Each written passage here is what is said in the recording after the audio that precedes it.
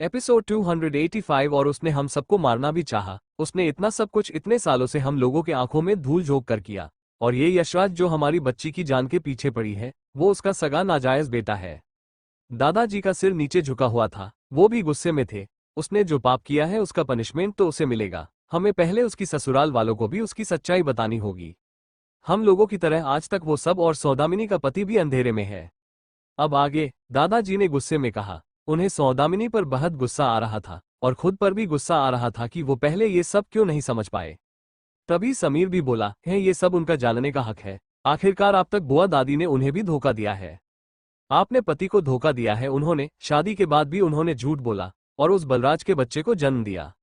बाद में उसके साथ संबंध भी रखा। अभी तक तो उन्हें इसके बारे में कुछ नहीं पता। और वो सब सोच रहे हैं कि बुआ दादी का को पहला बच्चा हुआ था, वो उनका पहला बच्चा मरा हुआ पैदा हुआ था।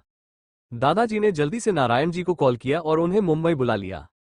फिर सबको देखकर बोले, वो कल तक मुंबई आ जाएंगे। ये बात उन्हें कल हमारे घर आने के बाद ही पता चलेगी। अभी कहना सिर्फ नहीं है, क्या पता अपनी राज छुपाने के लिए कहीं सौदामिनी उन्हें मारने की कोशिश न करे। उनकी बातों से बाकी सब भी सहमत थे। थोड़ी देर बाद वो सब मेहरा मेंशन चले गए। वहीं हॉस्पिटल में प्रिया की कंडीशन और भी खराब होती जा रही थी।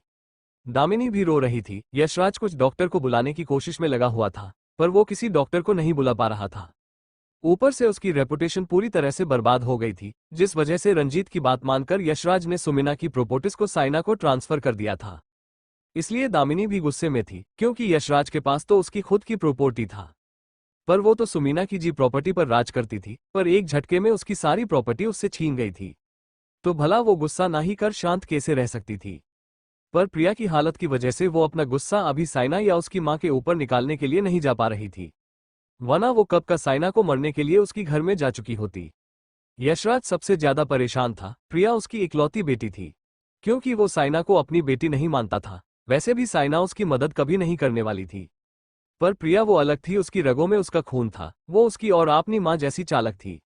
आगे चलकर प्रिया उसे सबसे ज्यादा फायदा पहुंचा सकती थी, इसलिए वो कैसे भी करके इस वक्त अपनी प्यारी बेटी को बचाना चाहता था। बाद में वो उस साइना को बिल्कुल भी नहीं छोड़ने वाला था। तभी उसे सौदामिनी जी का कॉल आया। यशराज ने जल्दी से फोन उठा लिया।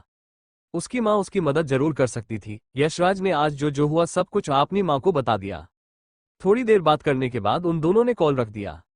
यशराज अब थोड़ा रिलैक्स हो गया था। उसकी मां कल मुंबई आ रही थी, इसका मतलब वो उसकी हेल्प कर सकती है। शायद वो उस लड़की को प्रिया की जान बचाने के लिए मना ले। मेहरा फैमिली में सब तो मूर्ख ही थे। रविकांत जी भी उसकी मां से बहुत प्यार करते थे। अगर उसकी मां ने ईशानी को यहां आकर प्रिया को बचाने के लिए कहा तो शायद वो मान भी जाए मजबूरी में। ऐसे भी उन लोगों को बस न्यूज से इतना पता होगा कि प्रिया उसकी बेटी है, पर उन्हें ये तो नहीं पता होगा ना कि वो सौदामिनी का बेटा है। अगर एक बार वो लड़की यहां आ गई तो वो उसकी मुट्ठी में होगी।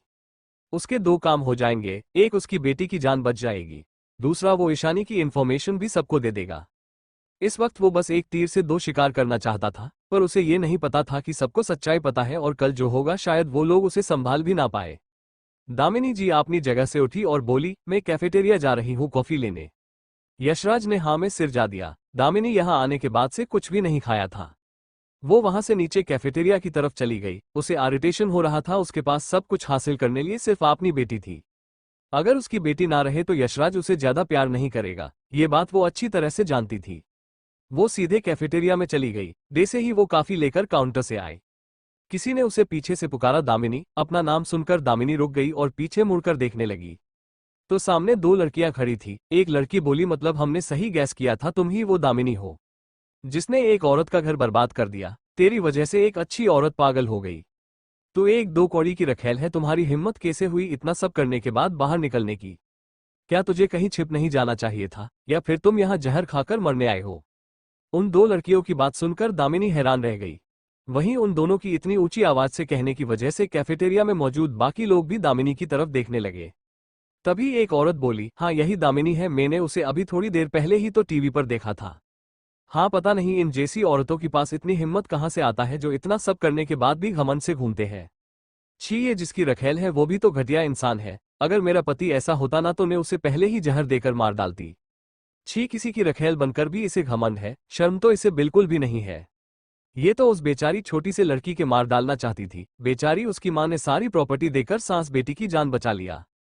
हाँ, वीडियो में देखा नहीं कि कैसे आज भी वो उस छोटी लड़की को मार डालने की बात कर रही थी। और उस बच्ची का वो घटिया लीचड़ बाप कैसे अपनी इस मिस्ट्रेस के लिए अपनी बेटी पर हाथ उठा रहा था। ऐसी घटिया औरत तो औरतों के नाम पर कलंक है। बेचारी वो बच्ची कितनी स्ट्रगल कर रही है अपनी माँ की ट्रीटमेंट के लिए, पर ये लोग उसे पैसे नहीं दे रहे हैं और उसकी ही मोम की पैसों पर एंजॉय कर रही है ये मिस्ट्रेस। कैफेटेरिया में बैठे ज्यादातर औरत दामिनी को गालियां देकर कोसने लगा। उन सबने आज टीवी पर यशराज, दामिनी की करतूतों के बारे में पढ़ा था और वीडियो में भी साफ साफ देखा था और साइना की स्टेटमेंट भी सुना था। सबको साइना के लिए बुरा लग रहा था, इसलिए दामिनी को देखकर वो सब खुद को बोलने से कंट्रोल ही नहीं कर पाए। है तुम सब दो कौड़ी की मिस्ट्रेस किसे कह रहे हो? मैं दामिनी ठाकुर हूँ और ये हमारा फैमिली मैटर है। मेरे पति ने उस लड़की को पैसा और प्रॉपर्टी भी दे दिया है। दामिनी गुस्से ने चिल्लाते हुए बोली। वो अब और बर्दाश्त नहीं कर पा रही थी।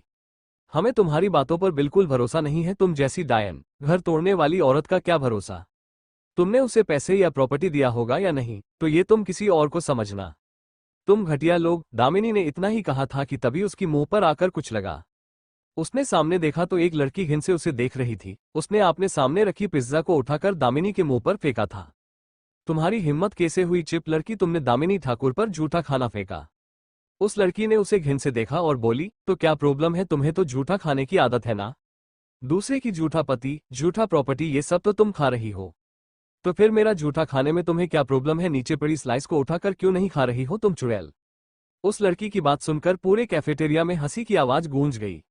वहीं दामिनी का मुंह गुस्से और नफरत से काला पड़ गया था। तुम दो कौड़ी के गरीब लोग, तुम लोगों की हिम्मत कैसे हुई मेरी बेइज्जती करने की? तुम जैसे लोग गटर के कोड़े होते हो और हम देसे रईस को देखकर जलते हो। तभी उसकी माथे पर एक अंडा आकर लगा। ये अंडा दामिनी को उस काउंटर के पास खड़ी दोनों लड़की में से एक ने कुक के हाथ से छीनकर मारा था। जिन दोनों ने पर दामिनी को पहचाना था, दूसरी लड़की अंदर चली गई और टमाटर निकालकर दामिनी पर फेंकते हुए बोली, चाहे हम गरीब ही क्यों ना हो, पर तुझ जैसी डायन नहीं है और ना ही हम किसी की रखेल है और ना ही किसी के घर तोड़ते हैं, इसलिए हम सब तुझसे बेहतर है। तू और तेरा वो सो कॉल्ड लवही गटर के कीड़े हो, तुम दोनों को ही डूब मरना चाहिए। उसे देखकर दो चार लड़की अपनी सीट से उठ गई और उस दूसरी लड़की की तरह अंडा और टमाटर उठा लिया दामिनी पर फेंकने के लिए। ये देखकर कैफेटेरिया के स्टाफ और कुक हैरान हो गए। ये उनकी चीज थी, तो ये लड़कियां उसे किसी को मारने के लिए क्यों ले गई? एक स्टाफ आगे आकर बोला, मैम प्लीज, ये हॉस्पिटल का कैफेटेरिया है, आप लोगों यहाँ नहीं लड़ सकती हो। वो स्टाफ धीरे से बोल रहा था। उसे डर लग रहा था कि कहीं वो लड़कियां गुस्से में उसे ही ना मारने लग जाए। ये देखकर तो दामिनी और डर गई। उसे ये सब पागल लग रही थी। अब वो बस यहाँ से जाना चाहती थी। उसकी चेहरा, कपड़ा और बाल और भी खराब हो गया था। अंडा और पिज्जा, टमाटर सब उसकी मुंह को निशाना बनाकर ही फेंका गया था। दामिनी डे से ही वहां से भागने वाली थी। दो औरतों ने उसका रास्ता रोक लिया। एक मोटी औरत बोली, हम डे से मिडिल क्लास लोगों को तू कीड़ा समझती है? हाँ, कीड़ा तो तेरे अंदर है। बाहर से भले ही तो थोड़ी खूबसूरत है, पर अंदर से तू बिल्कुल जहरीली है। वो इंसान अंधा होगा जिसने अपनी बीवी को छोड़कर तुझे प्यार किया। इतने में पीछे खड़ी लड़कियां आगे आई और दामिनी के ऊपर अंडे और टमाटर बरसाना शुरू कर दिया। उन सबने स्टाफ की बातों को बिल्कुल नजारंद कर दिया। दामिनी डर और गुस्से से चिल्लाने लगी, देखो तुम सब नहीं जानते हो कि तुम सब किसके साथ उलझ रहे हो।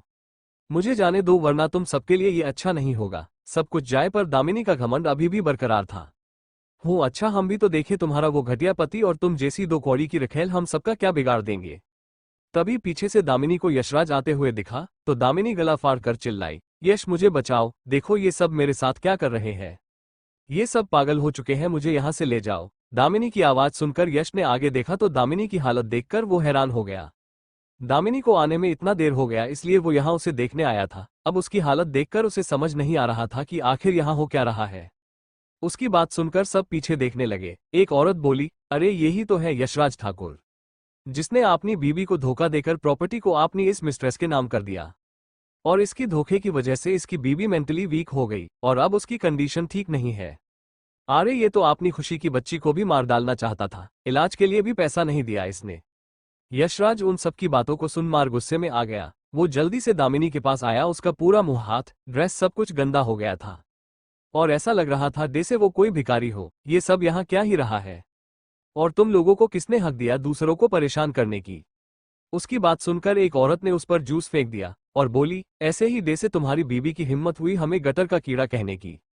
तुम डे से इंसान नामर्द होते हैं जो अपनी बीवी बच्चों को परेशान करके रखेल के साथ रहते हैं। तुम मर क्यों नहीं जाते? तुमसे ज्यादा तो कुत्ता भी वफादार होता है। अब सब यशराज पर भी अंडा और टमाटर फेंकने लगे।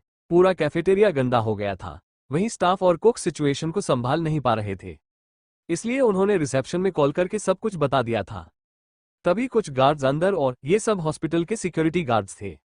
वो लोग जल्दी आकर लोगों को दूर करने लगे। आप सब बाहर जाकर लड़िए, ये हॉस्पिटल का कैफेटेरिया है, आपका घर नहीं, एक गार्ड ने चिल्लाते हुए कहा, क्योंकि उसे समझ नहीं आ रहा था कि इस सिचुएशन से कैसे डील करे।